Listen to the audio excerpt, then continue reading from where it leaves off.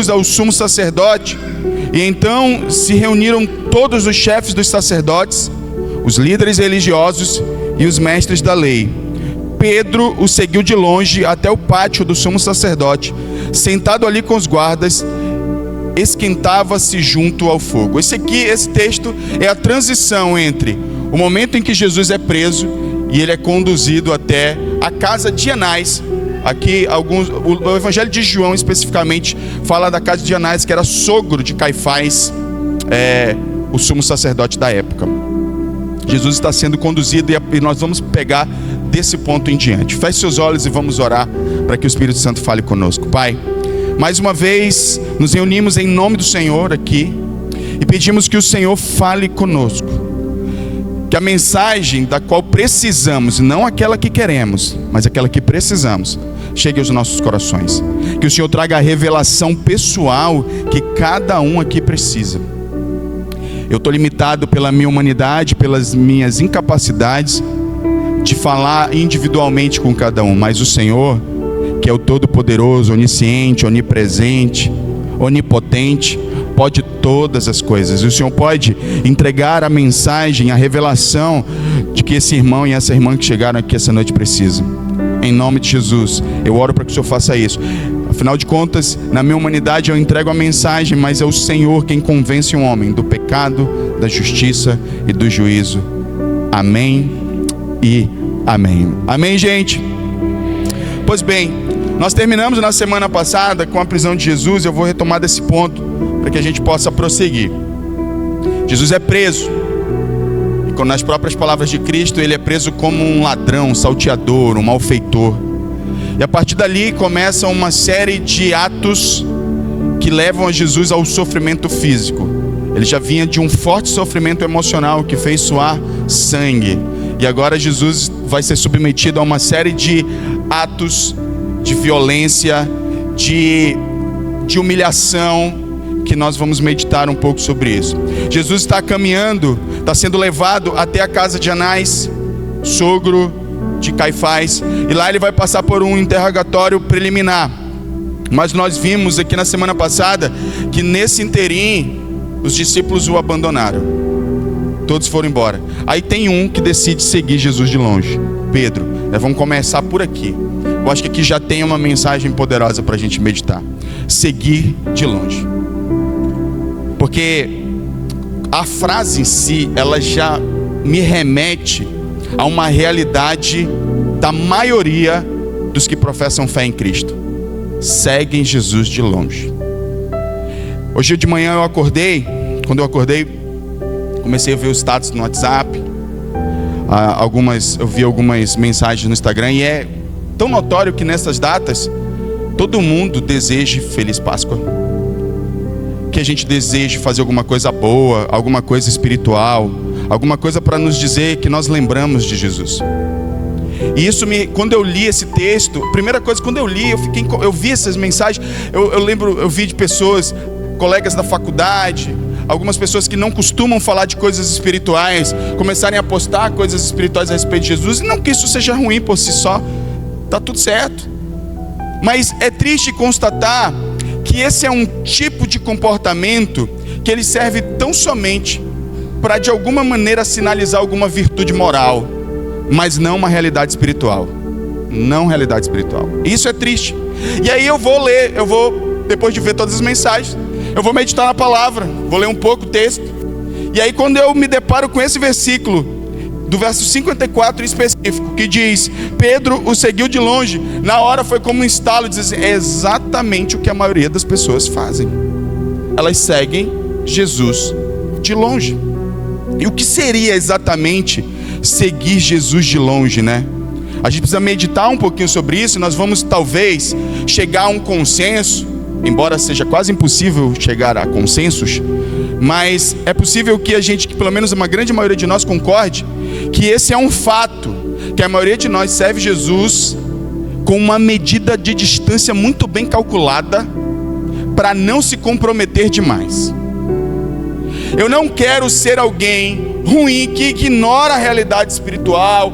Jesus, afinal, Jesus sinaliza virtude, né?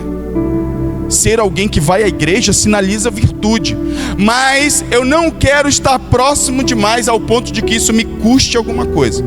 E se nós formos olhar à luz da Bíblia, nós temos uma série de personagens assim: o jovem rico, Nicodemos, o próprio Pilatos, que nós vamos ver aqui. Todos eles tiveram um encontro com a verdade e tiveram algum nível de relação com a verdade. Alguns reconheceram que ele era bom, como o caso do jovem rico. Nicodemos, apesar de todo o tempo e da sua posição religiosa, ele sabia que ele estava diante do Messias, mas não teve coragem suficiente para se comprometer e ficou de longe. O próprio Pilatos, quando está diante de Cristo, diferente talvez do como ele tratava todo e qualquer outro prisioneiro, ele está angustiado porque ele sabe que ele está diante de alguém inocente, de alguém diferente diante dele, mas ele não tem coragem suficiente para deixar tudo, abandonar tudo que estava em jogo e para segui-lo. A grande verdade então é que o nosso envolvimento ele é muito bem medido, para que a gente não se comprometa demais, para que a gente não entre em desconforto, para que a gente não seja questionado até, para que eu não possa ser pego negando a Jesus. Eu mantenho ali uma certa distância, porque ficar próximo demais vão me reconhecer, e quando me reconhecem eu vou ser um pouquinho exigido como cristão. Então eu não quero que ninguém me cobre como um cristão, então vou manter uma certa distância. Eu sou sempre aquela pessoa que está dizendo assim: não olhe para mim, olhe para Cristo, porque a verdade é que eu não estou assumindo um compromisso real com o Evangelho. Eu quero manter uma distância segura, para que eu não me comprometa. Essa verdade pode ser a sua. É verdade que quando a gente olha para os discípulos que se dispersaram, nós temos o grupo que simplesmente se afastou de Jesus. Sabemos que Jesus depois vai reuni-los, mas eles, biblicamente falando, eles desapareceram. Então Pedro é o único personagem que ainda mantém uma certa proximidade. E com isso eu não estou emitindo qualquer tipo de juízo, nem sobre Pedro, nem sobre os apóstolos e nem sobre ninguém aqui. Mas eu quero trazer uma reflexão. Às vezes nós não somos aqueles que abandonam tudo, mas somos aqueles que colocam o pé no freio, no que diz respeito a servir Jesus, a ter relacionamento com Ele. E aí, nesse ponto, a gente tem que refletir, porque se nós somos o tipo de cristão que a gente não chega tão perto para não correr risco, mas também a gente não fica tão longe para não parecer uma pessoa ruim moralmente, a gente não é quente nem frio. E a Bíblia fala desse grupo de pessoas. Apocalipse capítulo 3, verso 15. Abra a Bíblia comigo aí nesse texto, ou então acompanhe comigo aqui. Conheço as suas obras, que você não é frio nem quente. Gostaria que você fosse frio ou quente. A revelação bíblica deixa claro que é melhor estar entre ou os frios ou os quentes. Mas deixa eu começar esse texto aqui por conheço suas obras. Sabe por que é importante a gente falar sobre conheço suas obras? Porque as 7 igrejas no Apocalipse começam, as cartas dessas igrejas, 5 delas começam com essa mesma afirmação: conheço as tuas obras. A igreja de Éfeso, Tiatira, Sardes, Filadélfia e Laodiceia começam as 5 com essa mesma afirmação. E conheço as tuas obras significa: eu sei quem você é de verdade. Eu conheço teu nível de envolvimento. Embora talvez você possa parecer por fora alguém que performa muito bem como um cristão, mas por dentro Deus conhece as tuas obras. Aquilo que você esconde de você mesmo, talvez, do seu marido, da sua esposa, dos seus filhos, do seu pastor, do seu líder, da lei. Aquilo que você esconde de qualquer uma dessas pessoas está muito patente, latente diante de Deus. Deus sabe quem somos, Ele sabe quem eu sou e sabe quem você é. E nós não podemos esconder isso dele. Por isso, por mais que por fora nós possamos ter passado o verniz da religião no nosso rosto, por dentro, Deus conhece cada detalhe de nós. E Ele sabe quando a gente não é nem quente, nem frio. Quando a gente está colocando o pé no freio nessa relação. Quando nós tomamos todo o cuidado para que, porque na verdade, se a gente for parar para pensar nas minúcias, eu não tenho como afirmar isso com toda certeza, mas eu deduzo que seja mais ou menos assim. A maioria de nós quer manter alguma relação para não perder os possíveis benefícios do Evangelho, mas não tão perto para não ter que lidar com os possíveis sacrifícios do mesmo. Aí é só querer o doce, gente. Aí eu te pergunto, se fosse você, se fosse alguém se aproximando de você para ter esse tipo de relação, como você se sentiria? Certamente usado. Mas por que nós não nos sentimos assim quando nós desenvolvemos uma relação com Cristo dessa maneira? Nós precisamos então olhar para dentro de nós e pensar, estamos seguindo de longe? Diante dos quadros, eu falei isso na semana passada e vou repetir, diante dos quadros de sofrimento emocional pelos quais Jesus passou, certamente o abandono para nós humanos é um dos mais dolorosos. É difícil, é duro ser abandonado, esquecido, deixado de lado. Mas tão duro quanto ser abandonado é saber que alguém definiu que tipo de relação quer ter. E essa relação consiste em tirar o melhor que eu tenho, sem se envolver totalmente comigo. Quando o apóstolo Paulo está conversando com seu jovem discípulo Timóteo, ele diz: Timóteo, não se envergonhe dos meus sofrimentos. Porque Timóteo sabia da tendência que as pessoas têm de tentar se esquivar das coisas difíceis da vida, mas de tentar tirar proveito máximo de tudo e de todos. E não é diferente com Deus. Se a gente puder tentar tirar proveito de Deus sem se relacionar com Ele profundamente, a gente vai fazer, irmão. Nós vamos fazer. Nós somos bons em fazer isso. E aí, o que nós precisamos pensar? Que deixar de entregar-se completamente a Cristo é uma forma de abandonar e negar a fé. Muitas vezes nós, seja consciente ou inconsciente, nós podemos emitir algum tipo de juízo sobre Pedro, mas imperceptivelmente nós estamos fazendo a mesma coisa.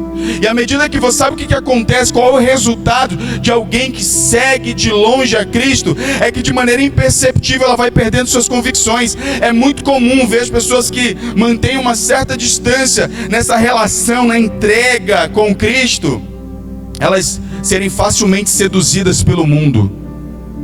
Qualquer proposta as atrai. Facilmente elas perdem as suas convicções. E do que eu estou falando sobre envolvimento? É sobre você ter uma fé que abraça todas as verdades bíblicas sem distinção.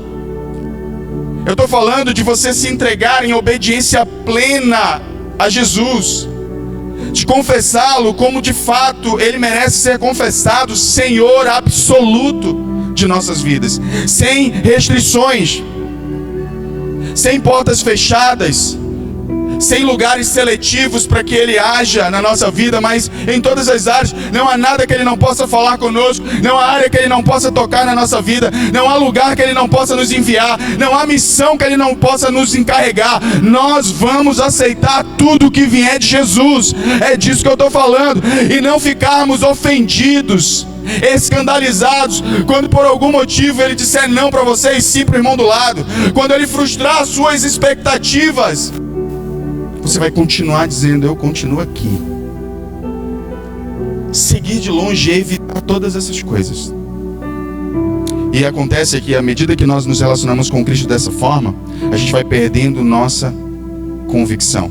O que vai acontecendo? As nossas defesas estão baixas. Elas não existem defesas espirituais reais no nosso coração, na nossa mente. E aí qualquer coisa que entra, acessa o nosso coração e vai nos contaminando. E quando a gente se percebe, a gente está em crise espiritual, a gente está quase desviando a nossa fé, a gente não consegue sentir mais nada quando vem a presença de Deus. A gente está frio, gélido, sem qualquer, inspiração. Nada nos toca, nada nos comove, nada nos move na direção de Cristo e da sua vontade. Por quê? Porque nós nos afastamos. E aí eu quero deixar um alerta que eu senti do Espírito. Tem gente que estava perto e foi para longe. Estava perto e foi para longe. Decidiu ir para longe. Escolheu ir para longe. E aí você já está começando a ver esses efeitos na sua vida. As convicções indo embora, a paixão se esvaindo por entre os seus dedos, eu vou colocar nesses termos. Você não tem mais o mesmo ímpeto e paixão e nem consegue enxergar a Cristo pela mesma ótica que enxergava algum tempo atrás. Você não consegue mais perceber as belezas que há nele. O mundo já está te encantando. As paixões dessa vida já estão te seduzindo. Tiago, quando ele fala do pecado, ele diz que esse pecado, ele é resultado da nossa cobiça quando nos seduz e nos atrai. É um processo de sedução. Ele não acontece de forma repentina. Você é seduzido de maneira gradativa. A cada momento que você decide manter-se longe de Jesus, mas invariavelmente você vai ter que se expor a alguma coisa, se expõe ao mundo. E à medida que você se expõe ao mundo, a sua paixão vai indo embora. E sem que a gente perceba, acabamos por negar aquilo que cremos. E reassumimos as antigas fraquezas, os antigos pecados, todos voltam a reinar na nossa vida. Aqueles pensamentos que outrora que não tínhamos mais, aqueles desejos que não faziam mais parte da nossa vida, estão todos agora de novo diante de nós, nos perturbando e atormentando. E aí começamos a questionar: será que eu tive realmente uma experiência com Cristo? Teve! Só que você se afastou, começou a seguir de longe, começou a ser aquela relação burocrática, religiosa. Você não viu mais ele, parou de olhar para ele, não manteve os olhos fixos nele para se manter apaixonado ou apaixonada. E aos pecados já superados, o velho homem, o apóstolo Paulo chama esse cidadão de velho homem. Ele volta. O ladrão volta à cena do crime, porque nós deixamos que ele voltasse. Então, mesmo que a nossa boca confesse a Cristo, muitas vezes, nossas ações no dia a dia o negam quando nós o seguimos de longe. Esse é o maior perigo de seguir Jesus de longe: passar uma vida negando Ele. Quando era para se posicionar lá, não posicionou. Quando era para se posicionar no trabalho, não se posicionou. Quando era para se posicionar na escola, na sua fé, não se posicionou. O tempo todo negando a sua fé. Você começou a seguir Jesus de longe. E isso é triste. Agora, eu quero lembrá-lo de uma coisa. Não é na tentativa de emitir qualquer julgamento a quem quer que seja, mas a gente precisa refletir sobre isso, mas também quero trazer uma boa notícia. Quando Jesus ele é levado à casa de Anás, ele é levado para uma sala reservada. E lá ele está sendo interrogado. Após ser interrogado, e enquanto ele está sendo interrogado nessa sala, Pedro está negando Jesus do lado de fora, no pátio. São eventos simultâneos que estão acontecendo. Depois que acaba o interrogatório, que Jesus sai, Pedro já havia negado ele 3 vezes, já tinha ouvido o galo cantar. E eu até falei sobre isso semana passada. Jesus sai e olha para Pedro, e com um olhar o perdoa. Eu quero voltar nesse ponto, porque eu quero dizer para você que está seguindo Jesus de longe, que Ele tem um olhar de misericórdia para a tua vida, de perdão e de graça para você. Você não precisa se sentir culpado, desde que se arrependa. Volte a caminhar com Jesus com convicção, com paixão e com amor. E essa é a primeira lição. A história segue, como eu disse, Jesus está no primeiro interrogatório. É um interrogatório preliminar, porque Jesus ele foi preso à noite, início da noite, entrando pela madrugada. Obviamente que, embora pela lógica não era para ter um tribunal esperando ele, mas tinha, porque Judas obviamente havia acertado com os líderes religiosos de que faria isso. Hoje de manhã, inclusive, alguém postou no seu status uma cena de The Chosen, embora não tenha qualquer fundamentação bíblica. É uma cena maravilhosa, que traz um ensino maravilhoso. A cena de Judas chegando até um dos sacerdotes lá, um dos religiosos, dos fariseus, para vender Jesus, para trocar Jesus por algumas moedas de prata. E aí, nessa cena, o cara pergunta assim para Judas: Judas, você não acredita que ele é o Messias? Ele disse: acredito. E por que você acredita? Porque eu vi os sinais. Ele disse: então por que você está fazendo isso? Porque eu não vi o bastante. Sensacional. Porque assim, para quem não crê, nenhuma evidência é suficiente. Para quem crê, nenhuma evidência é necessária. Judas disse: eu não vi o suficiente. Ele não fez o suficiente por mim. A gente nega Jesus e traz Jesus justamente por esse tipo de pensamento. Ele ainda não fez o bastante. Ele não supriu. Em outras palavras, nessa cena, embora ela não tenha amparo bíblico, é uma licença poética, mas faz muito sentido. Nas entrelinhas, Judas está dizendo: eu esperava que ele fizesse mais. Eu esperava que ele suprisse as minhas expectativas. Uma das expectativas que especula-se que Judas tinha era que Jesus fosse um líder militar, que era a expectativa dos judeus, da maioria dos judeus. Só que Judas, ele tinha um ímpeto maior nessa luta contra Roma. Então provavelmente ele esperava que Jesus fosse libertá-los do jugo do Império Romano. Jesus não fazendo, ele diz: embora ele tenha visto tudo, ele não viu o que ele queria. Não vendo o que eu queria, eu posso trair Jesus. Essa é a lógica que está por trás do nosso comportamento quando nós falhamos nos entregamos ao pecado e falhamos em andar em santidade, em amar Jesus com todo o nosso coração. A lógica é: ele não fez o que eu queria. E nós precisamos então parar e refletir. Jesus está lá. E aí, João capítulo 18, do 19 ao 22, eu quero ler esse texto com você. Coloca aí, João 18. Enquanto isso, o sumo sacerdote interrogou Jesus acerca dos seus discípulos e dos seus ensinamentos. Jesus respondeu-lhe: eu tenho falado abertamente ao mundo. Sempre ensinei nas sinagogas e no templo, onde todos os judeus se reúnem. Nada disse em segredo. Por que me interrogas? Pergunta aos que me ouviram, certamente eles sabem o que eu disse. Quando Jesus disse isso, um dos guardas que estava perto deu um tapa no rosto dele. Isso é o jeito de responder ao sumo sacerdote? Perguntou. Jesus então está diante do sumo sacerdote e vocês viram o diálogo. E aí, parece que toda a raiva que já havia sido semeada, alimentada, fomentada no coração dos religiosos, ela é expressa nessa atitude do guarda. Enquanto eu li esse texto, eu estava lá em casa e eu fechei os meus olhos por um minuto e me coloquei: se fosse em mim esse tapa. Eu fico imaginando a seguinte cena: a gente numa casa, eu numa casa, todos assistindo, eu sendo interrogado. O silêncio está instaurado. E de repente eu dou uma resposta e um tapa estala naquele ambiente. Pá! É no rosto, é na face de Jesus, mas era para ser na minha. Era para ser na minha. Não custa lembrar que esse tapa era nosso. Aí sabe o que Jesus responde?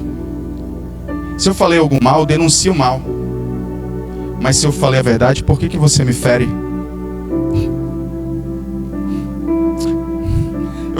Eu tento não chorar.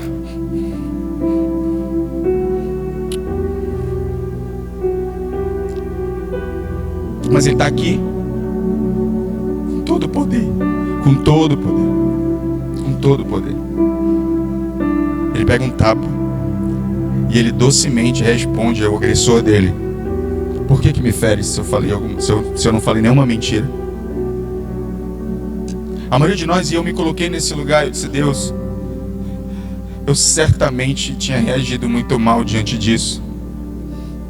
E por saber que eu reagiria mal, o Senhor foi lá e fez por mim, pegou por mim para que eu pudesse, por fé no Senhor, eu não tivesse que passar por isso. É óbvio que eu vou passar por situações como essa, mas ele deixou um exemplo que, sendo Deus, ele não evitou. Ele não agiu por seus impulsos e emoções. Ele simplesmente manteve-se sereno. Jesus, depois desse episódio, ele sai, levam ele. Esse é um pré-interrogatório, porque na verdade o interrogatório aconteceria na manhã seguinte, quando se chamariam testemunhas para tentar acusá-lo de alguma coisa para que ele pudesse ser morto. Mas como não dava para fazer, colocam ele no andar inferior, que era um lugar para empregados e guardas, lá começa uma série de agressões e escárnio. Eles começam a zombar de Jesus. Os guardas começam a bater da forma como eles entendem. Eles estão diante de um falso profeta e Jesus está amarrado, e começam a cobrir ele de bofetadas e socos. Cospem no rosto dele. Então eu imagino que eles pensavam: já que a gente não vai poder dormir, a gente vai passar a noite toda, a gente vai à forra com esse cara, e a gente vai fazer tudo que a gente puder para humilhá-lo. E cobrem a cabeça dele com um véu, e começam a dar golpes com a mão, com objetos. E aí os tapas estalam e começam a zombar de Jesus e dizem: diz aí, ó Cristo, quem te bateu? Você consegue se imaginar nesse lugar? Você consegue imaginar como é que é o Filho de Deus, Criador dos céus, da terra e de todo o universo, nesse ambiente, nesse lugar, passando por isso? E acontece que nesse exato momento ele permanece calado, como Isaías havia profetizado, lá em Isaías 53, verso 7, que diz: ele foi oprimido e afligido, contudo não abriu a sua boca. Como um cordeiro foi levado para o matadouro, e como uma ovelha que diante de seus tosquiadores fica calada, ele não abriu a sua boca. Jesus não falou absolutamente nada diante dos seus algozes, daqueles que zombavam dele, que escarneciam dele. Jesus fica calado. É preciso que a gente reflita sobre esses atos, sobre essas cenas, sobre essas verdades. Porque eu volto, e às vezes eu posso até me tornar repetitivo nesse ponto, mas esse é o objetivo. Eu volto a dizer, todas as vezes que eu lembro que isso aqui foi por mim, isso quebranta o meu coração, para que eu entenda que Jesus não me deve nada. Ele não me deve nada, assim como não deve nada a ninguém aqui. Jesus não nos deve nada, pelo contrário. Se alguém é devedor aqui, somos nós a Ele. E é importante que nós tenhamos essa visão, porque eu volto e repito e reitero, a gente vem à igreja como quem vai ao mercado, atrás de pegar o seu produto, a sua bênção. Quando eu entendo que a gente já começa errado, quando o nosso conceito de bênção está errado. Porque se eu perguntar para você o que é bênção, certamente coisas vêm à sua memória, bens. Certamente você pensa: fui abençoado. O que aconteceu, irmão, na sua vida? Eu comprei um carro. Fui abençoado. O que aconteceu, irmão? Eu comprei uma casa. Fui abençoado, irmão. O que aconteceu? Eu consegui um emprego. Fui abençoado. Aí você vai citando uma série de coisas. E eu não estou dizendo que essas coisas são ruins por si só, mas sabe de uma coisa? Elas não são necessariamente bênçãos. Na verdade, se eu for olhar para a Bíblia, eu poderia colocar elas, categorizá-las como acréscimos. Porque Jesus disse que se nós colocarmos o reino dele como prioridade, ele nos daria essas coisas como acréscimo. De fato são. Quando eu olho para a bênção, tem um episódio bíblico que me ajuda a definir o que é bênção. Jacó decide lutar com Deus e diz: não te deixarei sair daqui até que me abençoes. O que a gente acha que Jacó estava pedindo quando ele disse: só sai daqui, eu só largo o Senhor quando o Senhor me abençoar, só quando o Senhor me der uma casa, ou o Senhor me der uma dúzia de ovelhas, ou o Senhor me der um rebanho grande de bois e vacas e alguma coisa. Não, ele estava lá clamando por uma transformação da sua identidade. Ao final dessa luta, Deus olha na teofania um anjo, mas olha para Jacó e diz: não te chamarás mais Jacó, agora te chamarás Israel. Aí Jacó deixa o anjo ir. Significa dizer então que ele foi abençoado neste momento. O que aconteceu? Jacó deixou de ser o usurpador. Isso é bênção. Ser transformado. Isso é bênção, ser uma nova criatura. Nascer de novo é uma bênção.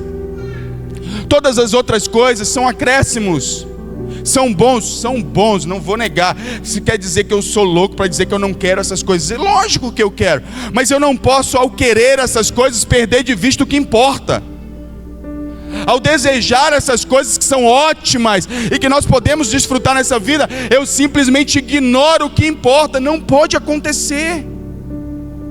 Eu tenho que ter muito claro diante dos meus olhos o que importa. Paulo sabia tanto disso que ele disse assim: eu sei. A gente gosta muito do texto: posso todas as coisas naquele que me fortalece. Mas antes disso, Paulo diz: eu sei lidar com toda e qualquer situação. Sei o que é ter em abundância, sei o que é viver em escassez, sei o que é ter muito, sei o que é ter pouco. Eu posso todas as coisas naquele que me fortalece. Posso todas as coisas naquele que me fortalece não é um jargão crente para que eu possa obter as coisas que eu quero. É a capacidade de enfrentar com resiliência toda e qualquer situação, mantendo a sua fé inabalável. Isso é: posso todas as coisas naquele que me fortalece. Então nós precisamos mudar isso, porque Jesus, tudo, eu disse isso na primeira mensagem e repito agora: chega a ser insano da nossa parte achar que Jesus passou por tudo isso para no final das contas nos dar um emprego, ou uma casa melhor, ou um carro melhor, ou um casamento. Não parece ridículo? Não fica, não soa, eu não sei para você, mas não soa ridículo, é desproporcional, que é muito sofrimento para uma coisa tão insignificante como um carro, é muito sofrimento para uma coisa tão insignificante como uma casa ou qualquer outro bem material, ou mesmo um casamento nessa vida. É desproporcional o tamanho do sofrimento para aquilo que a gente considera bênção. Jesus não pode ter sofrido por isso. Ele sofreu por algo a mais, pela nossa transformação, para que nós fôssemos nova criatura. Quem está entendendo diz amém. Pois bem, Jesus agora, depois de passar por esse primeiro interrogatório e já sofreu uma tremenda de uma injustiça, ele vai sofrer agora uma injustiça ainda maior. O julgamento oficial acontece na manhã seguinte, na presença de Caifás. E aí eu quero ler Mateus capítulo 26, do verso 59 ao 65. Os chefes dos sacerdotes e todo o sinédrio procuravam um depoimento falso contra Jesus para que pudessem condená-lo à morte. No entanto, não encontraram nenhum, embora tenham se apresentado muitas falsas testemunhas. Finalmente, apresentaram-se duas, que declararam: este homem disse, sou capaz de destruir o templo de Deus e reconstruí-lo em 3 dias. Então o sumo sacerdote levantou-se e perguntou a Jesus: você não vai responder à acusação que estes fazem contra você? Jesus, porém, permaneceu em silêncio. O sumo sacerdote lhe disse: exijo que jure pelo Deus vivo. Diga-nos se você é o Cristo, o Filho de Deus. Tu mesmo disseste, respondeu Jesus. Mas eu digo a todos vocês: chegará o dia em que verão o Filho do Homem assentado à direita do Poderoso e vindo sobre as nuvens do céu. Verso seguinte, só para que a gente dê contexto. Então o sumo sacerdote rasgou as próprias vestes e disse: blasfemou, por que precisamos de mais testemunhas? Vocês ouviram a blasfêmia agora. O que é que nós estamos diante de um julgamento totalmente forjado, falso. Pegaram algumas testemunhas para tentar incriminar Jesus, ninguém conseguiu. As duas últimas tentaram incriminar Jesus, mas também não deu certo. Para que Jesus pudesse dar continuidade ao seu propósito, ele teve que se auto-incriminar. Ele se auto-incriminou. Quando ele admite diante de todos ali: eu sou o Filho de Deus. Ele se auto-incriminou. Como nós veremos mais tarde, isso corrobora uma ideia bíblica, mas eu vou deixar ela para o final. Jesus, então, ele tem que se incriminar para que ele possa, porque de tão perfeito que ele é, ninguém foi capaz de achar uma falha em Jesus. E aí a Bíblia diz aí que o sumo sacerdote rasga as vestes. A religião ela é tão falsa que nessa época os sacerdotes eles já tinham uma espécie de roupa pronta para rasgar. Ela tinha tipo umas costuras aqui postas propositalmente, porque sempre que acontecia algo nesse sentido, uma blasfêmia, eles rasgavam as vestes como sinal de arrependimento. Tudo forjado. Inclusive a roupa era forjada dos sacerdotes. Jesus então aqui sofre um dos julgamentos mais infames da história da humanidade. Acontece com Jesus. Jesus sofreu a injustiça que nos livraria, ou nos livrou, da justiça de Deus contra o pecado. Como disse o apóstolo Paulo, o justo pelo injusto. O justo sofreu a injustiça para que o injusto recebesse graça. Essa é a obra de Cristo por nós, e que não podemos perder de vista em momento algum. No versículo em João capítulo 18, 14, enquanto ainda planejavam esse julgamento, olha o que está escrito, João 18, 14. Caifás era quem tinha dito aos judeus que seria melhor que um homem morresse pelo povo. Esse filho eu ia dizer filho de Satanás. A gente fica às vezes cheio de justiça própria, né? Esse camarada, ele afirma que exatamente a obra de Cristo. Agora, o que é interessante? Caifás está pensando em matar Jesus por um motivo, e Deus está pensando a mesma coisa, só que por outro motivo.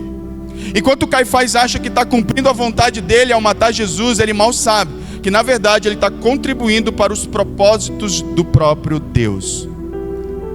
Então muitas vezes a gente acha que as coisas acontecem na nossa vida porque a gente determinou. Algumas coisas estão acontecendo na nossa vida, obviamente, por nossas escolhas, porém outras, porque o próprio Deus decidiu. E não há nada que nós possamos fazer a respeito. Aqui é o caso de Jesus. Não há nada que qualquer pessoa pudesse fazer a respeito em relação à sua morte. Todas as coisas iriam contribuir para que ele chegasse a esse propósito. Depois desse momento, Jesus é levado a Pilatos. E aqui nós chegamos no segundo personagem que eu quero falar dessa noite, e já vou me dirigir para o fim. João capítulo 18, verso 28. Coloca aí. Em seguida, o que acontece logo depois que finaliza esse falso julgamento? Jesus é levado, em seguida os judeus levaram Jesus da casa de Caifás para o pretório. Já estava amanhecendo, e para evitar contaminação cerimonial, os judeus não entraram no pretório, pois queriam participar da Páscoa. Essa é a maior ironia desse texto.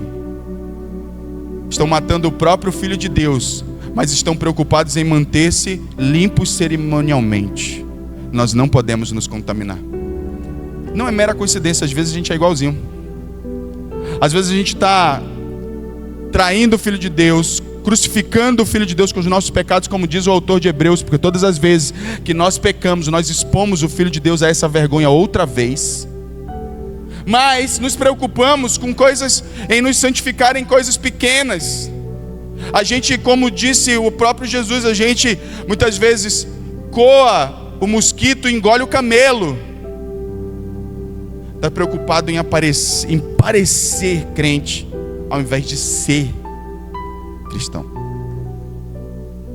A gente está preocupado com o que as pessoas vão falar, no julgamento que elas vão emitir, quando nós devemos estar pensando em como Deus está nos vendo. Eles não tinham qualquer preocupação com relação a isso. E aqui, quando chega diante de Pilatos, Pilatos é o símbolo daqueles que estão diante da verdade, mas não tem coragem suficiente para tomar uma decisão na direção dessa verdade. Pilatos sabia que ele não estava diante de um homem qualquer, só que tinha muita coisa em risco, muita coisa em jogo para Pilatos. Pilatos, ele tinha um posto muito elevado em Roma, e não, os judeus, eles sabiam disso, que jogaram com Pilatos nessa questão. Quando Pilatos pensou em favorecer Jesus e disse: eu não acho nenhum motivo para condenar esse homem, os judeus responderam: se soltar ele significa dizer que está a favor dele, e ele diz que é rei, e só há um rei que é César. Os judeus então jogam com Pilatos, fazendo ele temer que ele seja acusado de rebelião contra Roma. Aí Pilatos, com medo, ele faz aquilo que todos nós sabemos: eu lavo minhas mãos. E por incrível que pareça, todos os símbolos bíblicos, de todos os personagens bíblicos, a gente vai se encontrar em algum momento. Em algum momento a gente já lavou a mão, no que diz respeito à nossa fé. Não teve coragem suficiente de ir adiante e dizer: não, é isso aqui que eu creio, é assim que eu vou me portar, é assim que eu vou me manifestar. Porque eu creio em Jesus. Ah, porque eu estou com medo de me rejeitarem lá no meu trabalho, lá na minha escola, lá na minha faculdade, lá em qualquer lugar que seja, eu estou com medo de me rejeitarem. Então é melhor que eu lave minhas mãos diante desses quadros, para que eu não perca amizades, apoio, posição, dinheiro. Quantas propostas indecentes, irmãos ou irmãs, você já recebeu para ganhar dinheiro e aceitou? Quantos subornos, quantos desvios você talvez já tenha se submetido a fazer em nome de dinheiro, lavando suas mãos a respeito da sua fé. Os exemplos, eles são borbotões. E nós precisamos muito de nos arrepender, porque o Filho de Deus está diante de nós, e nós podemos então abraçar a verdade e seguir com ela. Depois disso, Pilatos vai lá, na tentativa de tentar conciliar as coisas. Os judeus querem a morte, mas Pilatos sabe que não pode matá-lo, que não deve matá-lo porque sabe que ele é inocente. Então Pilatos pensa: eu vou mandar dar uma surra nele, açoitá-lo, talvez isso aplaque a ira dos judeus e eles fiquem satisfeitos. E Jesus manda para os seus algozes. Mais uma série de violência contra Jesus. Jesus é amarrado com as duas mãos em um poste. Na mão de dois algozes está a azorrague, uma espécie de um chicote de tiras de couro na ponta com ossos ou pequenos metais. Segundo, eu estou lendo um livro sobre a paixão de Cristo de um médico cirurgião, e ele descreve como é que esse dilaceramento acontece à medida que pega na carne. Lembrando que para Jesus é 2 vezes ou 3 vezes mais doloroso, porque ele teve microdilatação dos vasos sanguíneos no Getsêmani, quando ele sua sangue. Isso deixa a pele mais sensível e dolorosa. Agora Jesus vai por uma série de açoites com a pele muito mais sensível que o normal. E cada vez que pega, dilacera o corpo. Jesus agora está literalmente passando por aquilo que o profeta Isaías chamou de moer alguém. Ele não está simplesmente sofrendo, ele está sendo moído. Sabe o que é curioso? Quando a gente faz um pequeno estudo, a gente tenta buscar na história algum relato, a gente entende que, por exemplo, os 2 ladrões que foram crucificados por Jesus não passaram pelo que Jesus passou. Tem 2 malfeitores, de fato, que não foram açoitados antes de serem crucificados, foram meramente crucificados. E a grande maioria das pessoas que, a não ser que houvesse ali um ódio satânico impulsionando os agressores, normalmente eles não eram açoitados dessa maneira. Normalmente eram 39 chibatadas, mas eles foram até a última. E Jesus não deu um pio. É como se o silêncio de Jesus aguçasse a ira satânica desses homens ao castigá-lo. E Jesus está sendo moído. Ele está nu nesse momento, sendo castigado. Depois vestem ele novamente, agora com o corpo todo ensanguentado. Ele vai passar algumas horas ainda em um processo de voltar até Pilatos. Ele volta, e aí os guardas resolvem mais uma vez zombar dele. Colocam um manto nele, dão um cajado na mão dele, pegam uma coroa de espinho e encravam na cabeça dele. Aí voltam para Pilatos, e Pilatos diz: está aqui o rei de vocês. E os judeus gritam: crucifica-o, crucifica-o. Ninguém quer Jesus vivo. Pilatos fica assustado e tenta de alguma maneira saber o que Jesus fez para que toda aquela ira. E Jesus, ele faz uma declaração, ele pergunta: você é o rei dos judeus? E ele disse: para isso nasci e vim ao mundo. Jesus declara quem ele é mais uma vez para Pilatos. Pilatos, sem saber o que fazer, decide lavar as mãos. Jesus está nesse processo. Você imagina que a roupa, assim diz o cirurgião, que depois de algum tempo é como você botar uma gaze na ferida e depois de alguma hora tenta tirar na ferida, sai rasgando tudo. Jesus foi coberto com o corpo, com as feridas, com as chagas todas abertas. Depois ele foi coberto com uma roupa que grudou provavelmente nas feridas dele, porque quando ele chega no Gólgota, no Calvário, é preciso tirar essa roupa. Sai rasgando tudo mais uma vez. Mais uma vez. Jesus, depois de passar por esse escárnio todo, ele recebe a condenação. Ele vai ser morto. não tem saída. E não que ele quisesse que houvesse uma. E aí ele passa então, ele é levado para um lugar onde ele vai ter que pegar a haste que ele vai carregar. Ele não carrega a cruz inteira, ele carrega a haste apenas, que vai ser, na qual ele vai ser crucificado. E agora sem forças, não era tão longe. Alguns historiadores dizem que era logo fora do pretório, já era o local onde algo entre 600 metros e 1 quilômetro. Mas Jesus já não tem mais forças para carregar aquilo. Ele já sofreu um bocado. Eu imagino que quando ele se apresentou diante de Pilatos, ele já estava todo ensanguentado por causa de todo o sofrimento que ele já tinha no Getsemane, com o rosto todo cuspido, escarrado, de todas as afrontas que ele sofreu dos guardas e daqueles que não o respeitavam. Agora ele tem que carregar uma haste que ele não tem força para carregar, que estima-se que pesasse mais ou menos 50 quilos.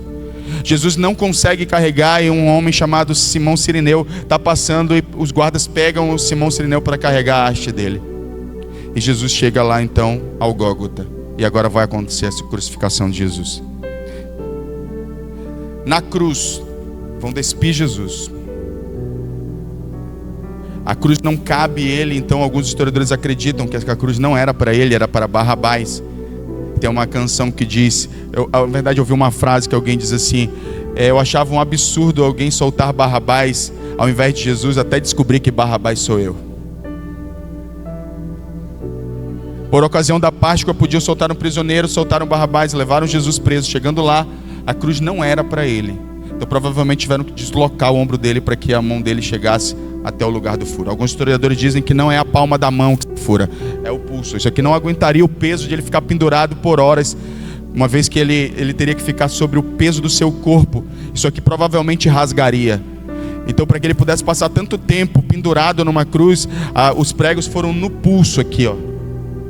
E aí há uma discussão, porque aonde começa a mão, onde termina a mão, porque a Bíblia fala de mão e fala que Tomé viu as mãos de Jesus furada. E aí tem toda uma discussão semântica a respeito disso, até anatômica, para saber onde começa a mão, onde termina a mão. Mas existem essas duas vertentes bíblicas, historicamente falando. E aí, Jesus seu ombro é deslocado, o prego é enfiado, não temos certeza. Embora eu prefira, faz mais sentido ele ter sido pregado na altura do pulso, aqui a divisão entre o antebraço e a mão. E ele é pregado. Você imagina a dor que é isso. Seus pés também são unidos e eles são pregados atravessando um ao outro. E aí quando Jesus está na cruz, e esses são os fatos que eu quero destacar nesse momento, Jesus faz algumas afirmações importantes. A primeira delas, diz o doutor, o médico que eu estou lendo, que para que Jesus pudesse falar, o pulmão dele estava pressionado, então ele tinha que fazer um movimento de se suspender sobre os seus pés com prego, para que ele pudesse ter ar para falar. E ele tinha que fazer um esforço enorme para isso, dado todo o machucado que ele já carregava com ele no corpo. Jesus faz o primeiro esforço hercúleo para falar a primeira frase dele na cruz: Pai, perdoa-lhes, porque eles não sabem o que fazem. Jesus queria falar alguma coisa. E sabe o que o Senhor falou no meu coração? Jesus, perdoa-nos, porque nós não sabemos o que fazemos. A gente não sabe o que a gente faz com a nossa vida. É só deixar a gente no controle da nossa vida que a gente estraga com ela. A gente faz escolha errada, a gente age emocionalmente, a gente age pelo nosso ego, pela nossa vaidade, e a gente estraga a nossa vida. E a gente peca contra Deus. A gente abandona a nossa fé. A gente trai Jesus, a gente nega Jesus, tudo por ego, por orgulho, vaidade, emoção. Mas Jesus na cruz, ele encontra forças para ficar de pé, o seu pé com um prego, os seus dois pés com um prego atravessado. Ele fica de pé sobre esses pés atravessados para dizer: Pai, perdoa-lhes, porque eles não sabem o que fazem. Isso é muito significativo. Para mim eu não sei para você. Sabe quem são os carrascos de Jesus? Eu e você. Aqueles homens que fizeram isso, ou mesmo o governo, ou mesmo os fariseus que teoricamente orquestraram tudo isso, eles eram apenas os executores de uma pena que nós imprimimos sobre Cristo.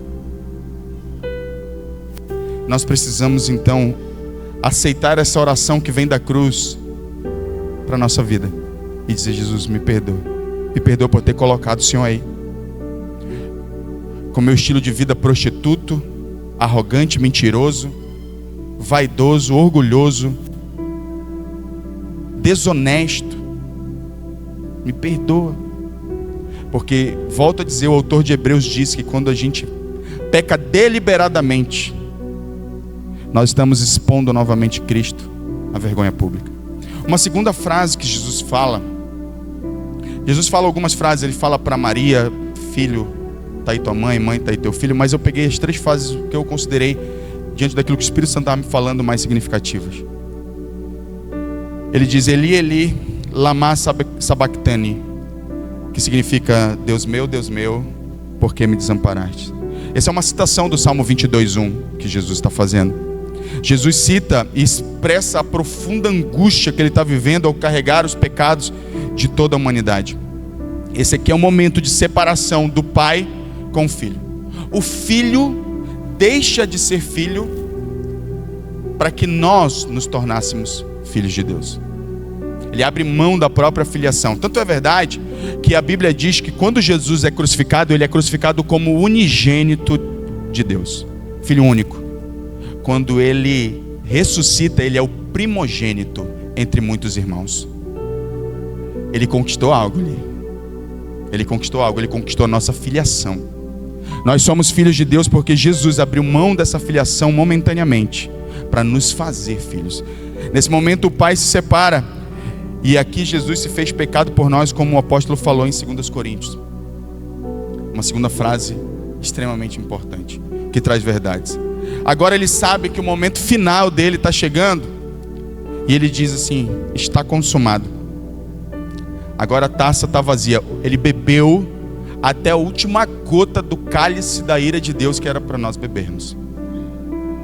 A obra do Calvário está terminada, e a palavra no grego para estar consumado é tetelestai, que significa, é uma expressão que significa que a dívida foi paga por completo. Não há qualquer acusação.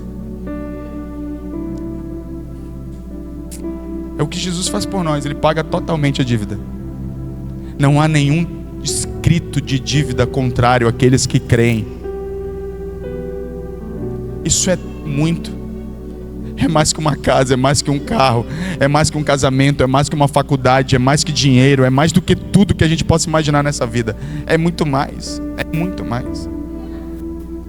Então, me permita dizer isso: pare de sofrer por aquilo que não tem tanto valor. Ao invés de ficar olhando para o que você não tem, se agarre ao que você recebeu. Pare de andar como um órfão nessa vida que fica olhando o tempo todo o copo meio vazio, ao invés de olhar para ele meio cheio. Tem uma graça disponível para mim e para você. Jesus paga tudo, a obra da redenção está concluída. Ele venceu o pecado e ele cumpriu exatamente tudo o que prometeu, o que fora dito, o que fora profetizado a seu respeito. E a terceira e última frase, e com ela eu concluo hoje. Peço até que o pessoal do louvor possa subir. Então Jesus bradou em alta voz lá em Lucas 23:46: Pai, em tuas mãos entrego o meu espírito. Tendo dito isto, expirou. E com essa última declaração, Jesus entrega a sua vida voluntariamente. Jesus havia predito isso lá em João 17:18, quando ele diz: por isso é que o meu Pai me ama, porque eu dou a minha vida para retomá-la. Ninguém a tira de mim, eu a dou por minha espontânea vontade. Tenho autoridade para dá-la e para retomá-la. Esta ordem recebi do meu Pai. Jesus, ele não é vítima, ele é Senhor de todas as circunstâncias, inclusive das suas dores e morte. Ele sempre esteve no controle. Em momento algum da história ele perdeu o controle. E fez isso por amor. Por amor ao Pai em primeiro lugar, e depois por amor a nós. Você entende isso? tem uma graça profundamente disponível para você, e você não está percebendo ela. Eu quero convidar você a ficar de pé nessa noite, em nome de Jesus.